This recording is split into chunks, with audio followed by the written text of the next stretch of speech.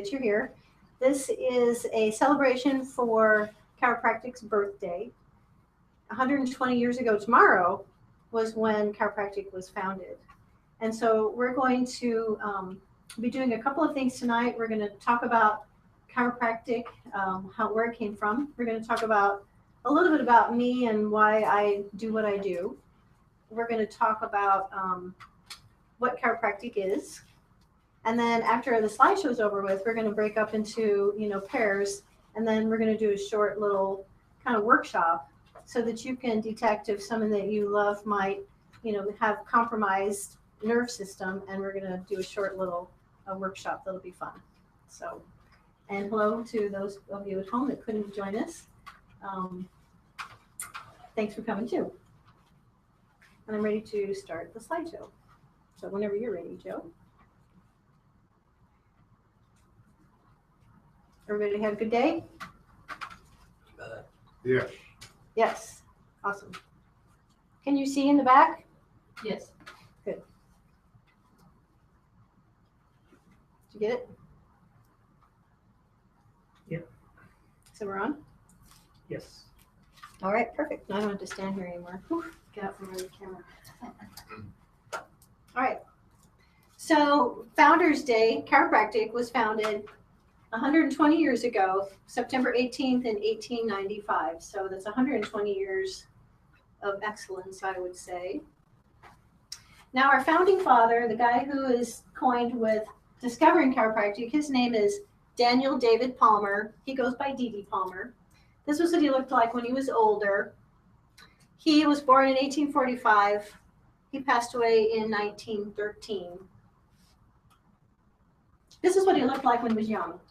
And, back in that day, everybody had, beards and long hair, and beards are, pretty popular today as well. But he was actually from Canada. He moved to the United States, or immigrated to the United States when he was 20 years old. And he had a variety of jobs. He was a beekeeper, and he owned a grocery store. And by, I guess, it was 1880, he was a magnetic healer. So he used magnets in order to help people with their health. And that's when he discovered what we call chiropractic today. Oops, wrong way. There we go. So the first chiropractic patient was a man by the name of Harvey Lillard, and he happened to be a custodian or a janitor at the office building where D.D. Palmer was doing his magnetic healing. And so he was deaf. And D.D. Palmer noticed that he walked bent over. He couldn't stand up straight. He walked bent over. And so finally, D.D. got the courage to, try and communicate with him and find out what happened. Well, he found out from Harvey that Harvey had been working stooped over all day long one day, doing some manual labor. He heard like a pop in his back. And then from then on, he lost his hearing. And it was 17 years that he, couldn't hear. And so Dee was thinking about that. And he was thinking, well, if something went out of alignment for him to lose his hearing, what if something went back in alignment and he could regain his hearing? And he had done a lot of study of anatomy at that point, but he then began studying the anatomy of the spinal column and trying to figure out, using levers, how can I make adjustments to the spine to reduce what we would call, the subluxation or the bone out of place, and see if I can help this guy restore his hearing. And it took him a while to convince Harvey to let him adjust him.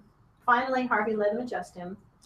And long story short, then his hearing returned. His hearing was restored after he began getting adjustments from D.D. Palmer. So D.D. Palmer then, he shifted gears, of course. He stopped being a magnetic healer and he coined chiropractic for the manipulation that he was doing. And he opened a school in 1897 in Davenport, Iowa. And that's the Palmer School of Chiropractic, which that's not the school I went to, but a lot of docs around this area have gone there because it's a little closer. Well, it's not closer, but it's popular. So he passed away in 1925, Harvey Lillard did, and he he kind of like fell into obscurity, so to speak, because nobody knew really what happened to him. And to have him be so famous in our profession, there were some doctors that decided they were going to try and find him. So he had gone to Seattle to live with family at some point, and he passed away there. And it took them a long time, but they unburied it. There was this little marker that was under the ground. And so in 1995, they found it. So 100 years after the first adjustment, they found his marker, and they since have erected a proper gravestone for him.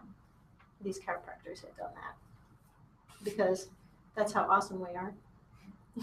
So now there's a permanent marker for him. So Dee Dee Palmer is considered to be the founder of chiropractic, and BJ Palmer, his son, is considered to be the developer of chiropractic. And we say that because BJ Palmer is the guy who really did all of the promoting of chiropractic. His mom died when he was 3 years old, so he had kind of a rough time. Dad remarried, and he took over the school. He bought the school from his dad in 1906 when he was just 24 years old, and he paid $2,196.79 for the college. That was quite a bit of money in 1906, I'm sure. And he and his father didn't get along very well. They had difference of opinion on how they should run the school, how patients should be adjusted. It was a riff. Dee Dee Palmer, moved across the country, and BJ Palmer took over the college. And one of the things that they disputed about was BJ wanted to use X-ray, because X-ray was discovered the same year, 1895, and BJ wanted to use X-rays to help figure out what's going on, and Dee Dee didn't want that. So they had a fight over that. But he got the school in 1906. One of the things that he did to promote chiropractic was he bought a radio station in 1922. And guess who got his start there? The Dutch. Yeah. So Ronald Reagan got his start when he was, an announcer. And it's WHO, World of Chiropractic is what World Chiropractic is what they coined it. But it was a radio station that broadcasted regular news like sports and, all that kind of thing. And plus it was a platform then for BJ to broadcast, to talk to people about what chiropractic is. So he was pretty smart. If today he would be probably on the front edge of technology, he'd probably be doing Google Hangouts, or whatever. But he was pretty innovative. Now, he met Mabel when he was in chiropractic school, and they got married, and she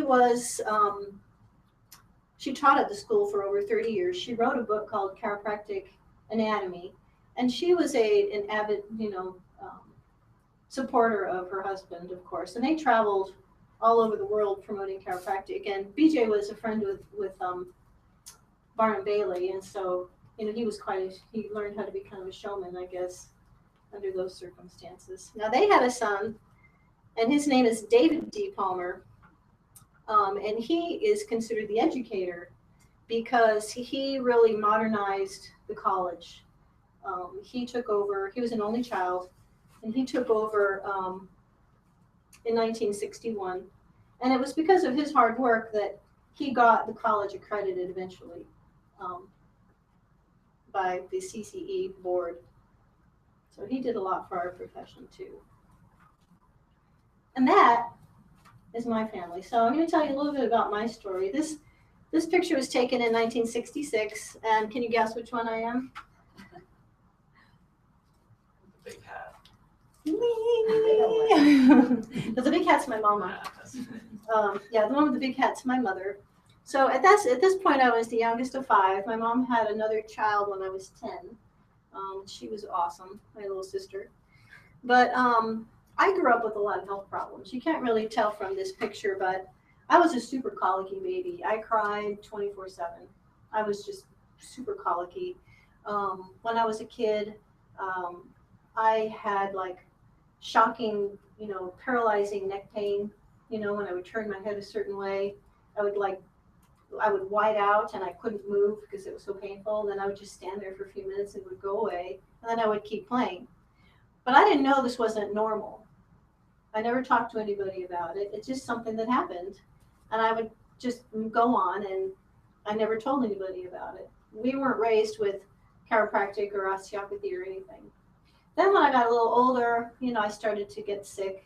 I had pneumonia, I had tonsillitis, I had other health problems that surfaced. Emotional health problems surfaced when I was in high school. And I was crooked because my mother would hem my skirts so that they looked level to the ground, but my body was actually crooked.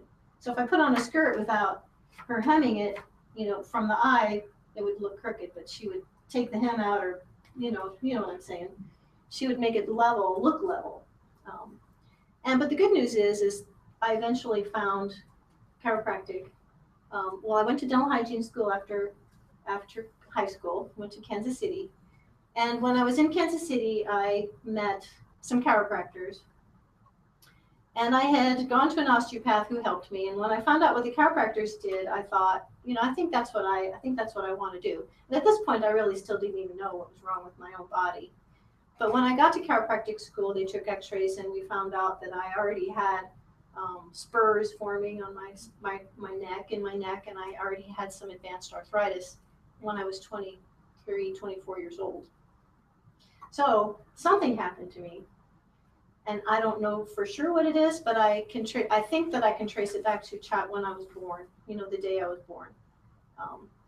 I don't know for sure because they put my mother to sleep, but that's the only trauma that I could think of that would have happened to me. So that's one of the reasons why, I got pediatric certified, and I like to see, children, because if you can help promote healthy growth, then you don't have to try and fix damaged adults. Like, all of the rest of us, here in the room, if you didn't grow up with, chiropractic. So that's kind of a little bit of my story. You did grow up with chiropractic. You Mom did? was a big believer of it. Good for you. Yeah, my mom was a nurse too. Perfect. Yeah, perfect. So I got married. I was in Kansas City. I got married in 1990. I had these two little guys. And then I was divorced in 95. So I moved from Kansas City back to Omaha to have family support, because I grew up here. So I moved back. And then eventually I met Joe. I met Joe in 05, and then we got married in 07. And this is, of course, from our wedding day. And so if it wasn't for Joe, really, I can tell you, I'm not sure I'd be standing here today, because he's been such a good support. He's been a good support. And I took over for a guy who retired in 1999. That's from a Halloween party. My mother made these costumes actually for her and my dad when I was a little girl. And I still have them now. And so, yeah, we were rabbits, in case you couldn't tell what we were.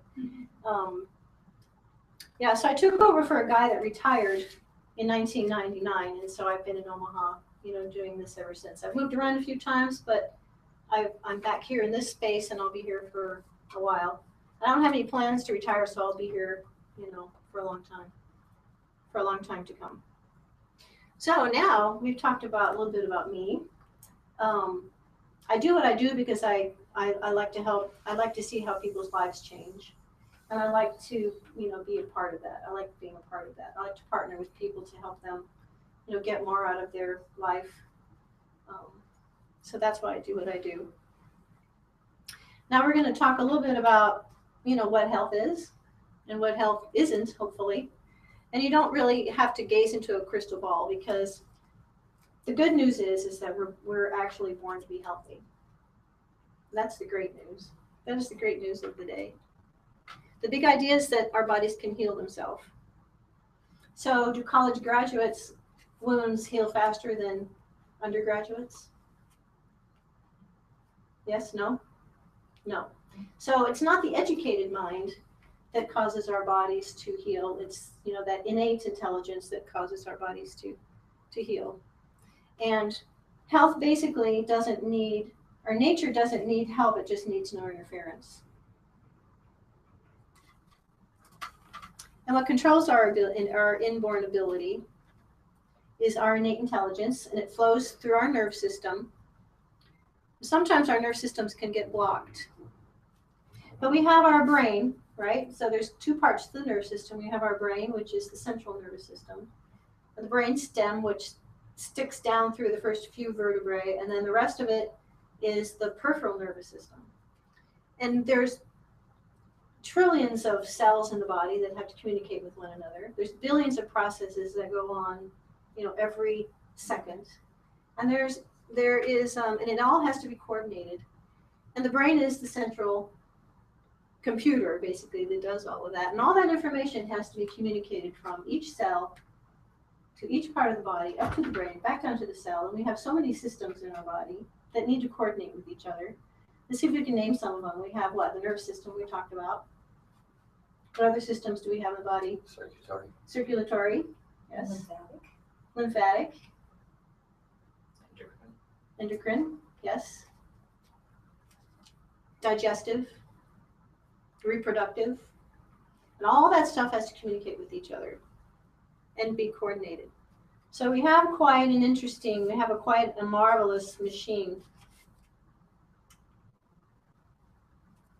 that our nerve system can get interfered with. And we like to call it the 3 T's. Now, D.D. Palmer is kind of the one who coined the 3 T's. And he talked about thoughts, toxins, and traumas. Here it's mentioned as tensions, toxins, and traumas. So tensions, we all know what those are about. Did anybody have any tension in their day? Raise your hand. Anyone? Anyone? Yes? A couple of you? Yep. So tensions can be, in the house, and everybody in the house can be reacting to what's going on, in the house as well. Thoughts, tensions, thoughts. D.D. Palmer talked about thoughts. So, did we have, healing thoughts today, or did we have destructive thoughts today? Or what we thinking, is it contributing to our overall health, or is it detracting from our overall health? Toxins, those are pretty straightforward, except for the ones that you can't see. So toxins include, the chemical stress, drugs, even prescription drugs, smoking, alcohol. What other toxins are in our environment that you don't see? Air. Hair. Air. What we Animal? breathe. Oh, God what only you knows breathe. what. Yeah. We're even talking about the toxins from the wildfires. They were talking Right, yeah. about the allergies we're supposed to be up. There's all the pesticides and herbicides and all Oh. the genetically modified food. And I mean, the stuff that we put in our bodies every day. Right. If it's not healthy, then that becomes a toxin. It can become a toxin for sure. Yep. What about immunizations and those types of things? Those are full of chemicals, and so those are actually contribute to toxin. And even prescription drugs. Prescription drugs, They're still yeah. chemicals, and Right. depending on the person is and the reaction. I mean, that's just as big of a toxin as Right. as street drugs sometimes.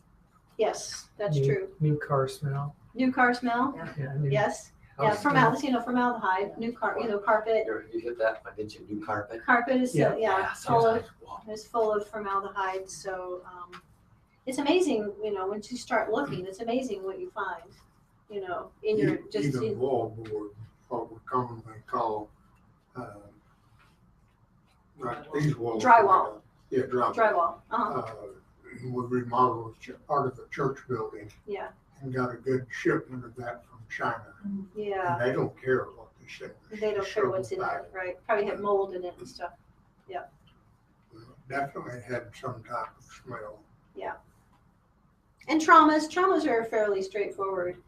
Sometimes what you call the micro traumas, you don't realize what they're doing to you until something happens, like carpal tunnel. And a lot of times truckers will have really bad low backs because what do they do all day? They're sitting and they've got all that, bumping and vibration from the road. And so that's kind of a micro trauma. Carpal tunnel, with a bad keyboard and such, that's kind of a micro trauma. Other types of traumas would be, falls and accidents and those types of things. Now, the interesting thing is that little kids fall an average of 3,500 times by the time they're 7 years old. Oh, wow. So do you think any of those times that they fell would maybe knock some things out of alignment? Maybe? Probably. Most likely. And that's another reason why it's good to get kids checked was as they grow. For those, for the milestones that, when they reach those milestones, to make sure everything's functioning the way that they should, to promote promote healthy growth. So chiropractors call lack of proper nerve function, we call it subluxation. Sublux means under light, basically, but subluxation is the word that we use. And subluxation is more than just having a vertebrae out of alignment, because there's so much that goes on in the nerve system. Because of it, it's a very dynamic and pathologic and health decreasing event. So it causes problems with movement, which would be the kinesio. Myopathy is the muscles. Pathology would be, how, diseases, the neuropathies, histopathology, which is down on the cellular level, and your biochemistry, which biochemistry is pretty much everything else. Yeah, pretty much everything else. So it's a very dynamic thing that happens within the body. And I have a board over there where I kind of try and tease people into thinking sometimes, and it says, is subluxation a noun or is it a verb?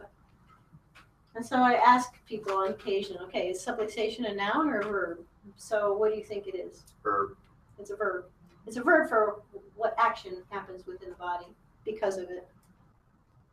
It's a process, like dominoes.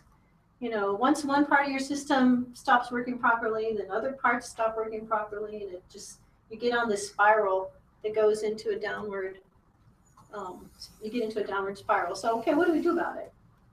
Well, as a chiropractor, I can tell you that the adjustment for a lot of people is sometimes the first time that they can actually get back on track with getting their nerve system functioning at a higher level.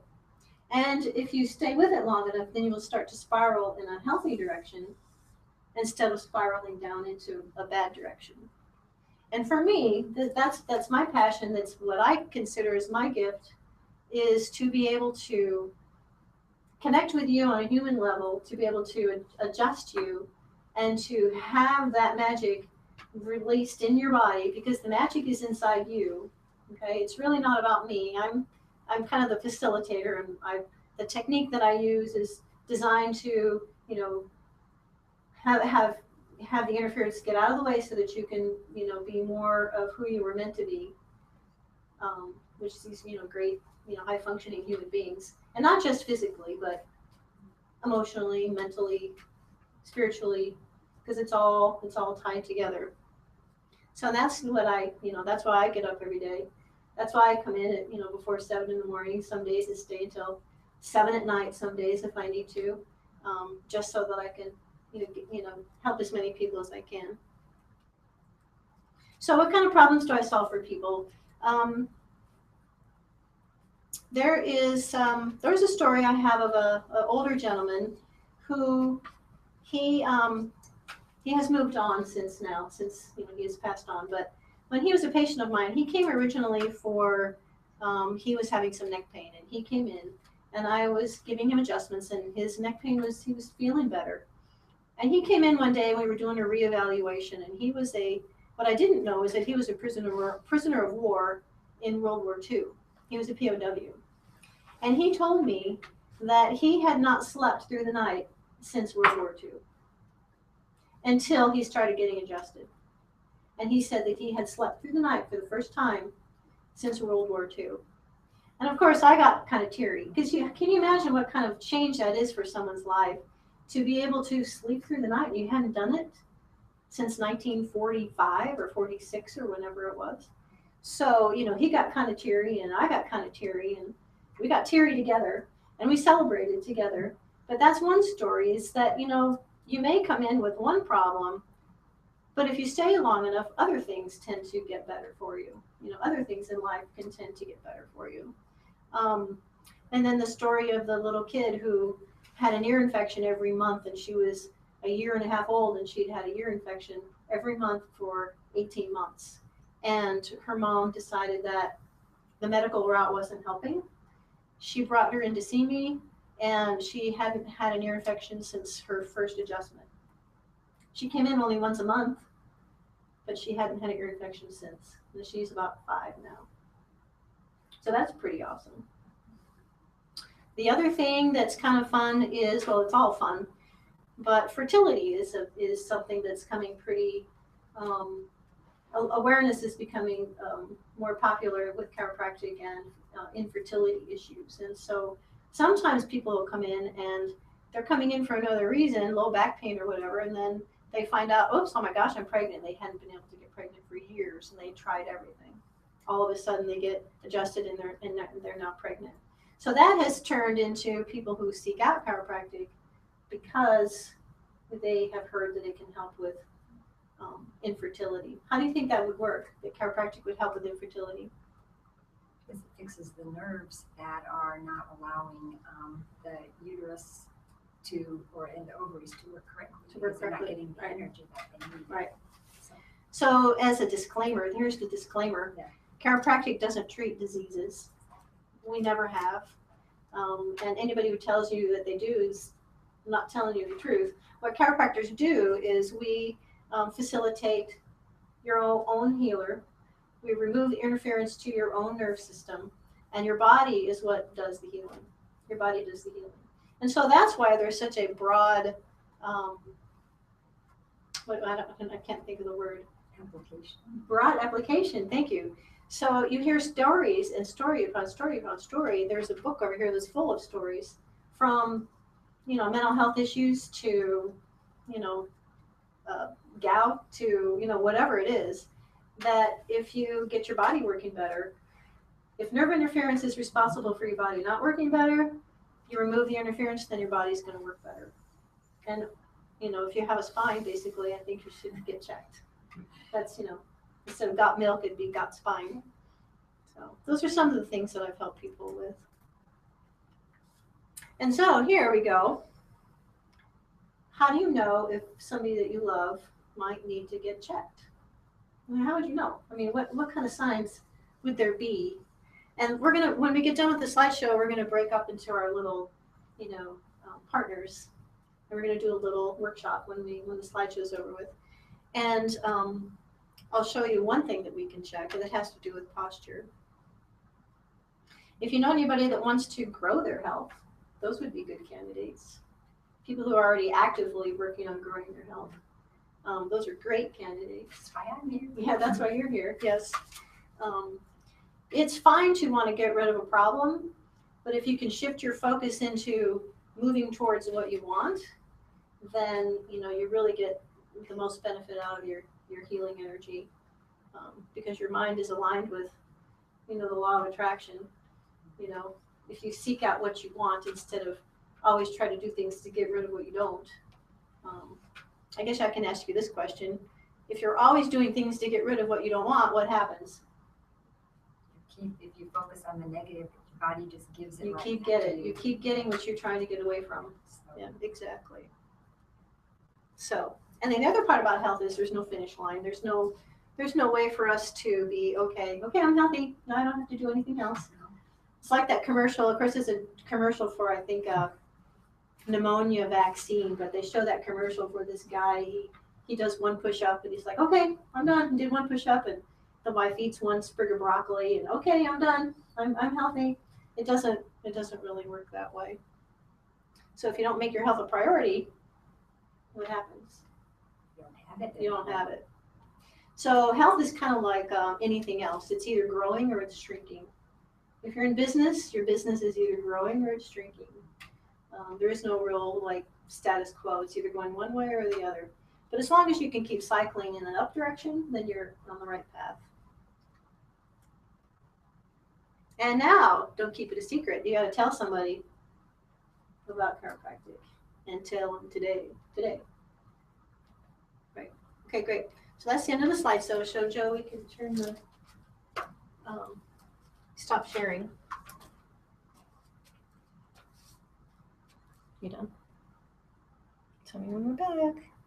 He's going to stop sharing eventually. So that's the end of the slideshow presentation. And for your viewers at home, you missed out because you're not here. because we're gonna go do a fun workshop thing. So next time you'll have to come, we'll do it together. So we're gonna split up into our little groups. You can have more snacks, and I'll answer more questions. And does anybody have any questions now before we break up?